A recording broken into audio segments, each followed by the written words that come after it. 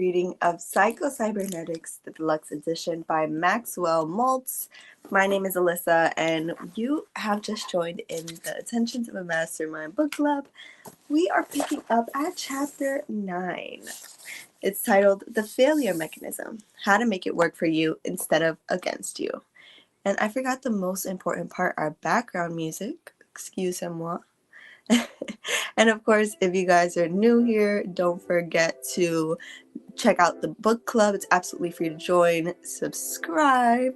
And if you have any questions at any time, leave them in the comments.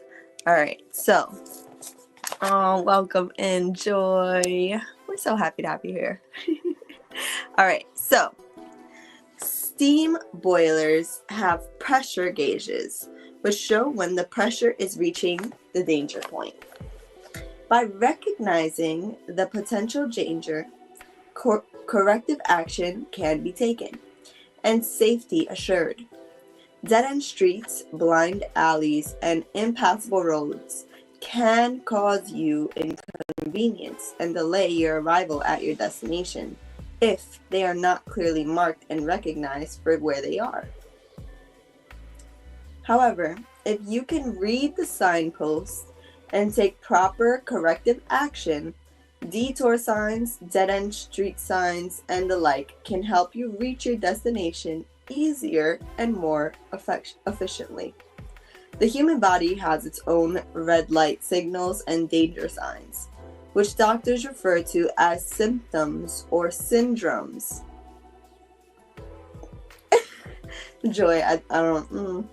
And all of you watching, I'm very interested in what this chapter is really about here. Okay. Patients are prone to regard symptoms as malevolent. Malevolent. A fever, a pain, etc. is bad. Actually, these negative signals function for the patient and for their benefit, if they recognize them for what they are and take corrective action.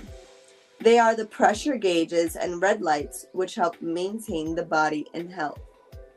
The pain of appendicitis may seem bad to the patient, but it actually operates for the patient's survival.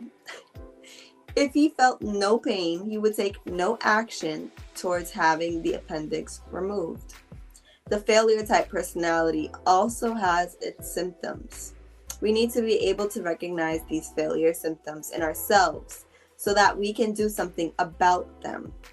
When we learn to recognize certain personality traits as signposts to failure, these symptoms then act automatically as negative feedback and help guide us down the road to creative accomplishment.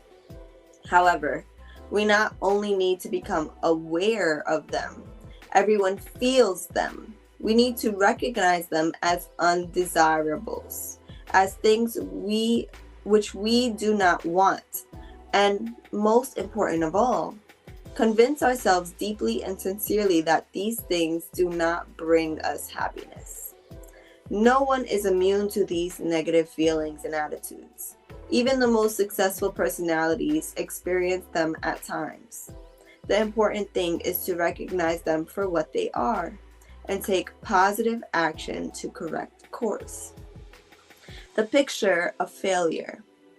Again, I have found that patients can remember these negative feedback symbols, or what I call the failure mechanism, when they associate them with the letters that make up the word failure. They are: number 1, F, frustration, hopelessness, futility. A, aggressiveness or misdirected. I, insecurity. L, loneliness or lack of oneness. Uncertainty, resentment, and emptiness. Understanding brings cure. No one sits down and deliberately, with malice aforethought, decides to develop these negative traits to be perverse. Just to be perverse. They do not just happen, nor are they an indication of the imperfection of human nature. Each of these negatives was originally adopted as a way to solve a difficulty or a problem. We adopt them because we mistakenly see them as a way out of some difficulty. They have meaning and purpose, although based upon a mistaken premise. They constitute a way of life for us. Remember, one of the strongest urges in human nature is to react appropriately. We can cure these failure symptoms not by willpower, but by understanding, by being able to see that they do not work and that they are inappropriate. The truth can set us free from them. We can see the truth, then the same instinctive forces which cause us to adopt them in the first place will work in our behalf in eradicating them. Frustration is number one.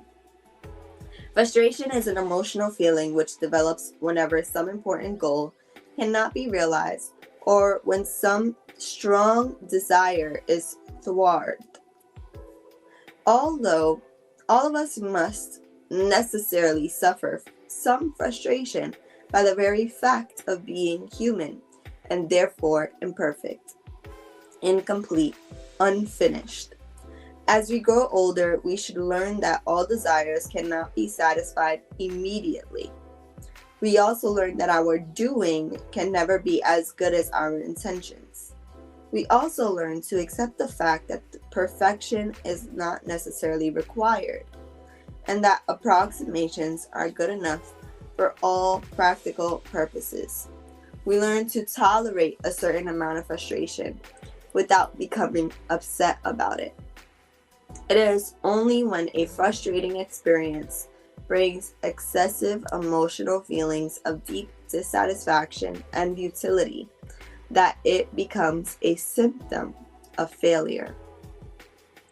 Chronic frustration usually means that the goals we have set for ourselves are unrealistic, or the image we have of ourselves is inadequate, or both. Practical goals versus perfectionistic goals. Excuse me. To his friends, Jim S. was a successful man. He had risen from stock clerk to vice president of his company. His golf score was in the low 80s. He had a beautiful wife and 2 children who loved him. But nevertheless, he felt chronically frustrated because none of these measured up to his unrealistic goals. He himself was not perfect in every particular, but he should be. He should be chairman of the board by now. He should be shooting in the low 70s. He should be a perfect husband and father, that his wife would never find cause to disagree with him, and his children would never misbehave. Hitting the bullseye was not good enough. He had to hit the infinitesimal speck in the center of the bullseye. You should use the same technique in all your affairs that Jackie Burke recommends in putting, I told him. That is not to feel that you have to pinpoint the ball right to the cup itself on a long putt, but to aim at that area the size of a washtub. This takes off the strain, relaxes you, enables you to perform better. If it's good enough for the professionals, it should be good enough for you. His self-fulfilling prophecy made failure certain. Harry N. was somewhat different. He had won none of the external symbols of success, yet he had many opportunities, all of which he muffled. 3 times he had been on the verge of landing the job he wanted at each time. Something happened. Something was always defeating him, just when success seemed within his grasp. Twice he had been disappointed in love affairs.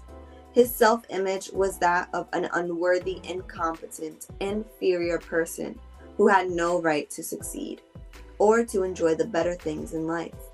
and unwittingly, he tried to be true to that role.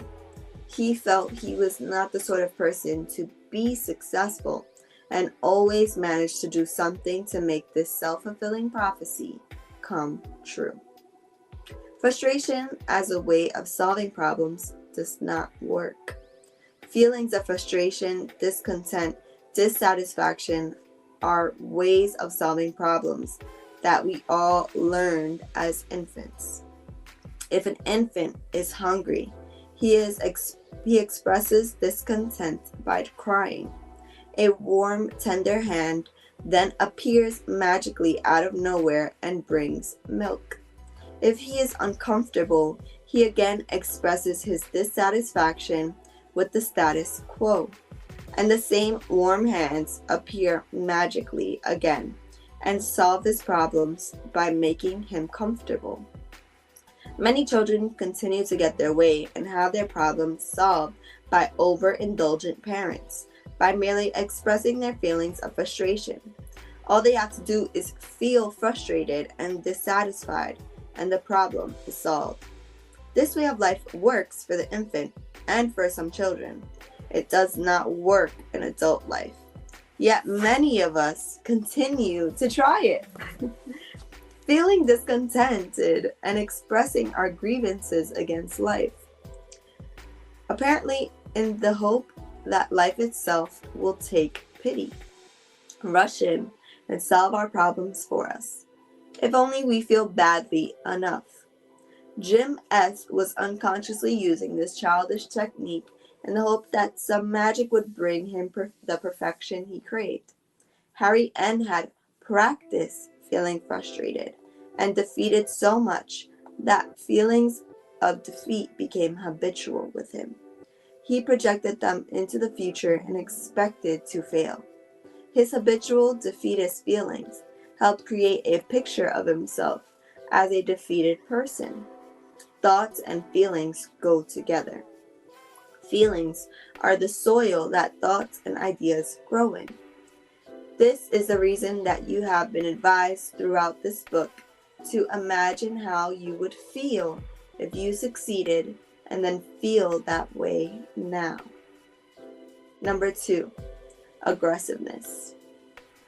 Excessive and misdirected aggressiveness follows frustration as night follows day.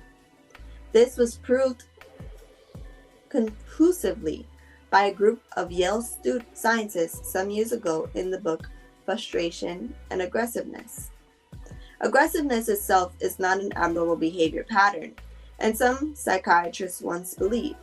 Aggressiveness and emotional steam are very necessary in reaching a goal. We must go after what we want in an aggressive rather than a defensive or tentative manner. We must grapple with problems aggressively. The mere fact of having an important goal is enough to create emotional steam in our boiler and bring aggressive tendencies into play. However, trouble ensues when we are blocked or frustrated in achieving our goal. The steam is then dammed up, seeking an outlet. Misdirected or unused, it becomes a destructive force. The worker who wants to punch his boss in the nose but doesn't dare goes home and snaps at his wife and kids or kicks the cat. Or he may turn his aggressiveness upon himself in much the same way that a certain scorpion in South America will sting itself and die of its own poison when angered. Don't lash out blindly. Concentrate your fire. The failure type personality does not direct his aggressiveness towards the accomplishment of a worthwhile goal.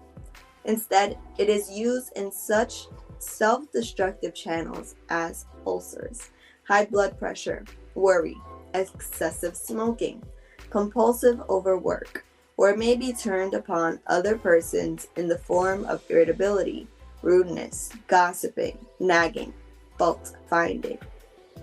Or if his goals are unrealistic and impossible, the solution of this type of person when he meets defeats is to try harder than ever. When he finds that he's butting his head up against a stone wall. He unconsciously figures that the solution to his problem is to butt his head even harder. The answer to aggression is to not eradicate it, but to understand it and provide proper and appropriate channels for its expression. Recently, Dr. Conrad Lorenz, the famous Vietnamese MD and animal psychologist, told psychiatrists at the Postgraduate Center for Psychotherapy, New York City, that the study of animal behavior for many years has shown that aggressive behavior is basic and fundamental, and that an animal can feel and express affection until channels have been provided for the expression of aggression. Dr. Emmanuel K. Schwartz, Assistant Dean of the Center, said that Dr. Lorenz's discoveries have tremendous implications for man and may require us to reevaluate our total view of human relations.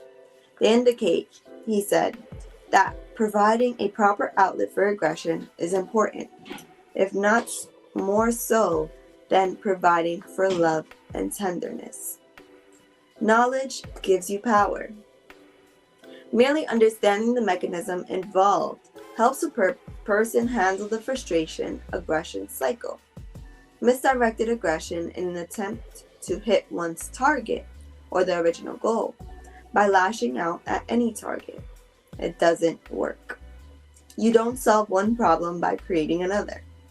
If you feel like snapping at someone, stop and ask yourself, is this merely my own frustration at work? What has frustrated me? When you see that your response is inappropriate, you have gone a long way towards controlling it. You realize that it is probably not a willful act, but an automatic mechanism at work. The other fellow is letting off steam, which he could not use in achieving some goal.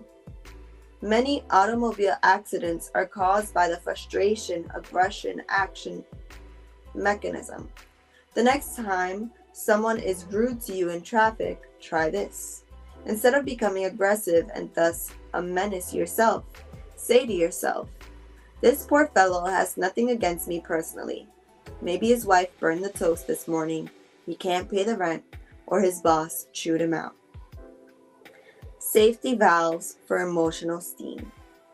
When you are blocked in achieving some important goal, you are somewhat like a steam locomotive with a full head of steam, with nowhere to go. You need a safety valve for your excess of emotional steam.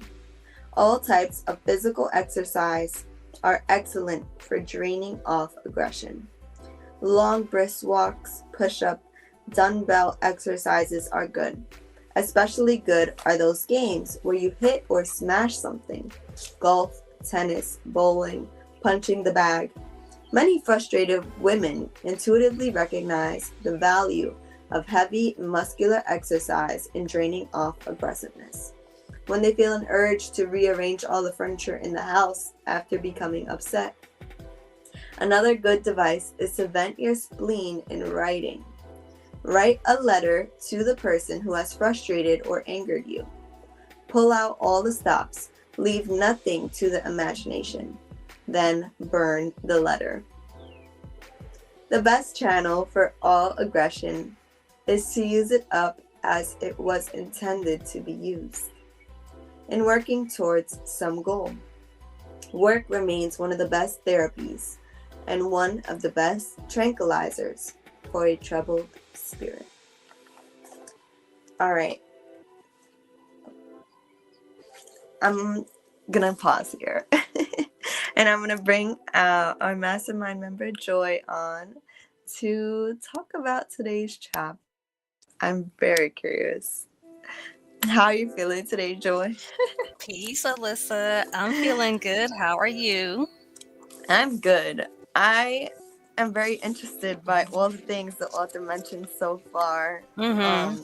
There's First of all, I just want to express how all too well I'm familiar with frustration and anger. Yeah. And um I've definitely used some of the methods that the author has spoken about, and I can personally say I see such a huge difference in my life, in my relationships, in the way that I go after things. And it truly does make a difference when you use these emotions as a guiding system as to what you don't want, what is not working. And you're self-aware enough to say, okay, why am I feeling this way? Is this something that's causing it? And then doing something about it, right? So whether a person triggered me or a thing triggered me, and either I have a conversation with the person, or I look for a better way to do the thing, and versus trying to do the same thing over and over, Right. and just getting more frustrated and aggressive. Right.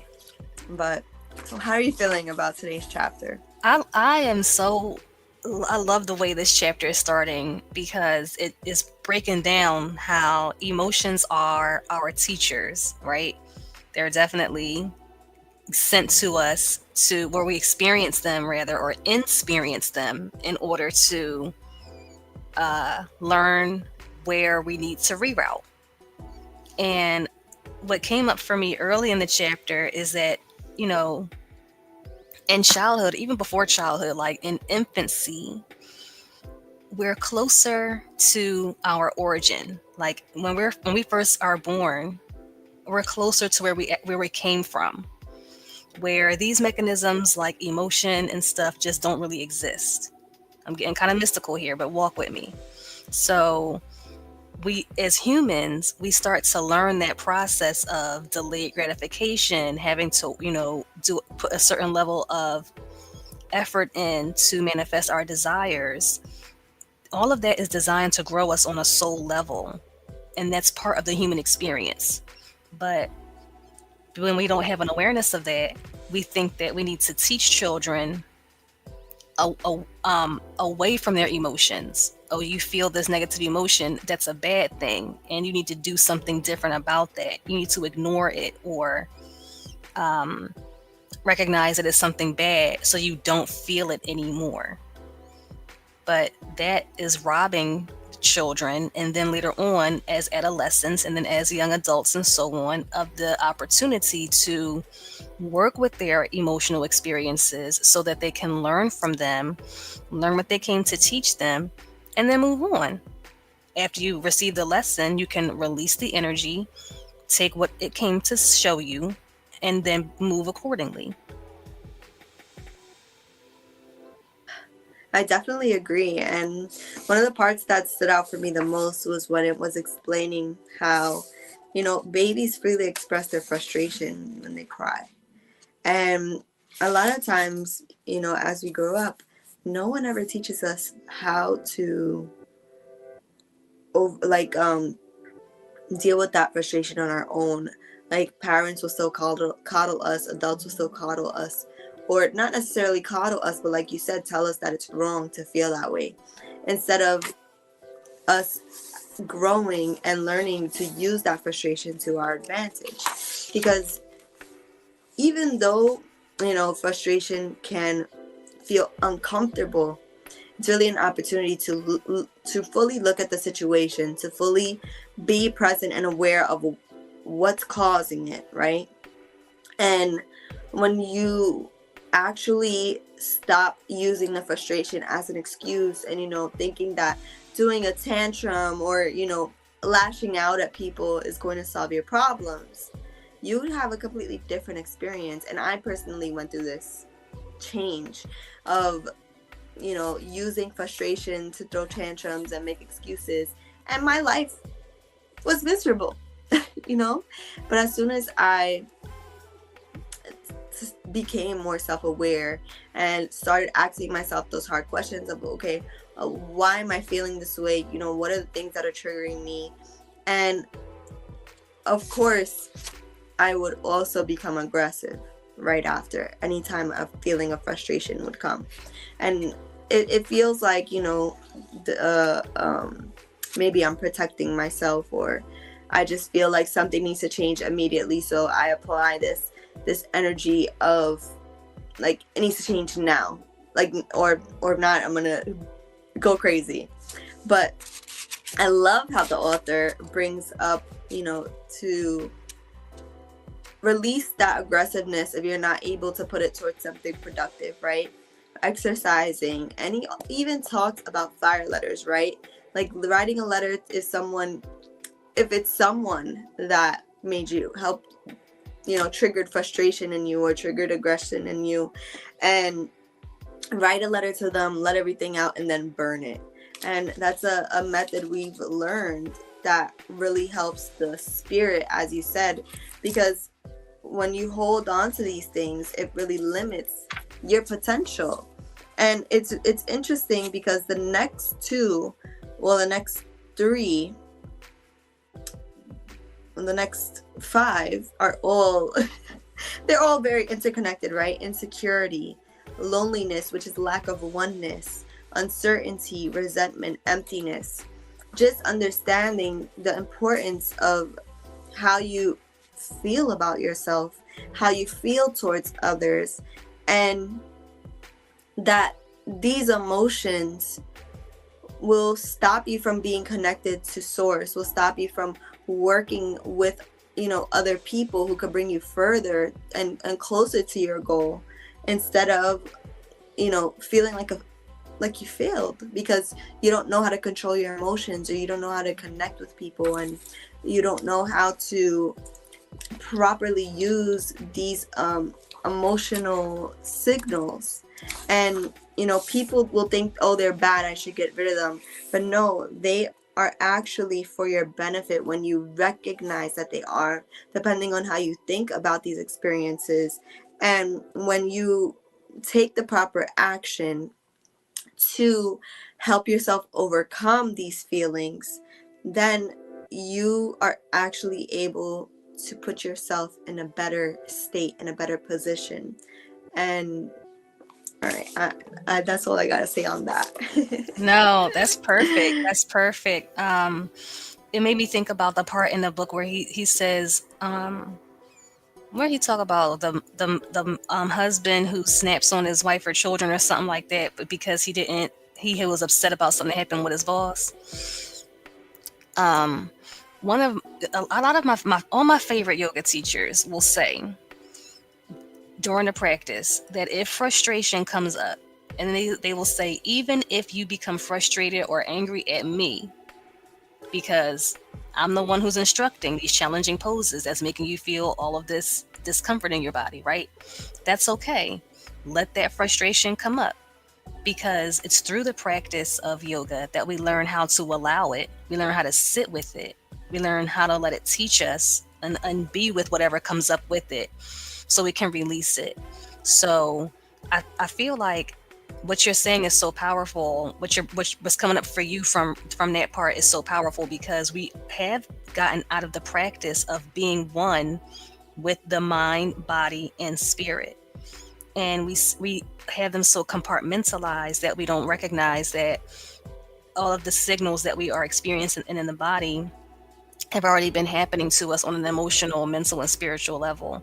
We just haven't been working with them in a way that can benefit us. We've been ignoring them, casting them down to the shadows, trying to pretend that we aren't frustrated or things aren't making us angry, when in all reality, if something's making you angry, it's not a bad thing. It's usually just a strong signal that a reroute is necessary. And when we can see it for what it is, then we can, take the right course correction. I definitely agree. And there's actually a speaker. His name is Zig Ziglar. Okay, Zig Ziglar, and he actually did a speech. And I know the name of it is not Kick the Cat, but he talks about that. He talks about that exact example, and the way he goes into depth on the story is so good. As I highly recommend everyone going to look up that speech. You could look up Zig Ziglar And then you could look up like Kick the Cat or something, or See You at the Top. Either which one, great motivational speaker. You would absolutely love his stuff. And if you look that up, then you can just listen a little bit more about this topic as well, because it is about, you know, that frustration that people feel, and they let that frustration take over their life versus being in control of their life. So Zig Ziglar, See You at the Top, or Zig Ziglar, Kick the Cat. Don't let someone kick your cat, or something like that. But I'm pretty sure you can find it on YouTube, because I've watched it on YouTube. So is there anything else you want to say, Joy? Yeah, I was laughing at the end because I said this is why all the millionaires and billionaires love playing golf so much. Okay, because they get to, You know, they get to release that frustration. exactly. It's slow. It's slower paced. It's quiet, so they get to, you know, be in their mind, be in their emotions, allow the things to come up. And when the frustrating things come up, it's like wham! I'm a hit that thing. You know what I'm saying? And I said, okay, Yes, Mhm. Zig Ziglar, exactly. That's how you spell his name. But that's hilarious, right? And just any kind of physical activity, right? Yep. Whether you go for a walk, when you punch a bag, if you want to do like that heavy weightlifting, when women rearrange the furniture. If you don't got a gym membership, rearrange the furniture, sweep and mop under your bed. You know, you should be doing that regularly. Okay. Thank you so much for being here, Joy, and everyone watching. I hope you guys have an amazing day, and we'll be back for the next part of this chapter.